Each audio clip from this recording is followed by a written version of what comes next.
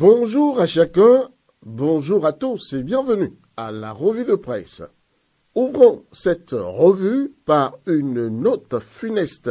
Le ministre de l'enseignement secondaire et de la formation technique et professionnelle n'est plus. Yves Tchabi-Kouaro a péri dans un accident de route le jeudi, alors qu'il se rendait à Parakou pour la célébration de la Journée mondiale des langues maternelles. Cette nouvelle nous est tristement rapportée par le journal Le Potentiel. Ce journal qui annonce par ailleurs que son épouse et son chauffeur sont dans un état critique.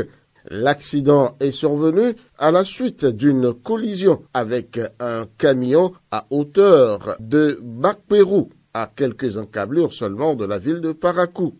Le journal L'Emblème du jour viendra en rajouter à la douleur déjà lancinante. Le gars du corps est aussi passé de vie à trépas. Ô Seigneur, quelle tragique fin pour ces dignes et valeureux fils béninois. Paix éternelle à vos âmes et que Dieu, le tout miséricordieux, vous accueille et vous abrite en sa félicité parfaite. Fin du parcours pour les uns, poursuite pour les autres. Ainsi va la vie, dirait l'autre.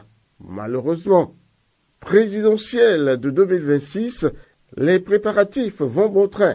La preuve, le Télégramme nous apprend qu'un comité d'évaluation des candidatures potentielles de la mouvance présidentielle est déjà mis en place.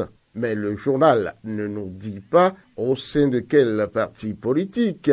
Et bien sûr se situe le comité, à l'UPR ou au bloc républicain, ou s'achemine-t-on vers des primaires communes aux deux partis ou à toute la mouvance présidentielle.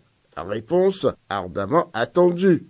Audit du fichier électoral, la preuve de la bonne foi du gouvernement clame haut et fort libération, qui jubile car le gouvernement a admis, lors de son dernier conseil des ministres, de débloquer les 159 millions de francs CFA pour la réalisation de l'opération et au journal d'inviter l'opposition à la transparence dans la gestion des fonds, ainsi mis à disposition.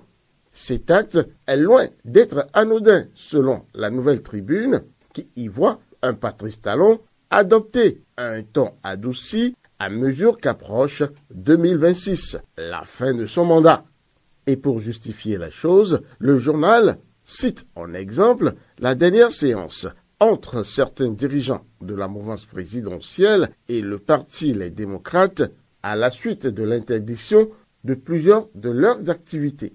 À cela s'ajoute l'autorisation de financement de l'audit, ce qui a tout l'air d'un apaisement au sein de l'anderneau politique béninois. Et ce qui vient confirmer totalement la carte de l'apaisement que joue l'actuel chef de l'État, le président Patrice Talon, c'est bien sûr cet air de réconciliation qu'insuffle le président Patrice Talon à la maison de Biléou Ochofa en rencontrant la haute hiérarchie de l'Église du christianisme céleste du Bénin, du Nigeria et de la Côte d'Ivoire.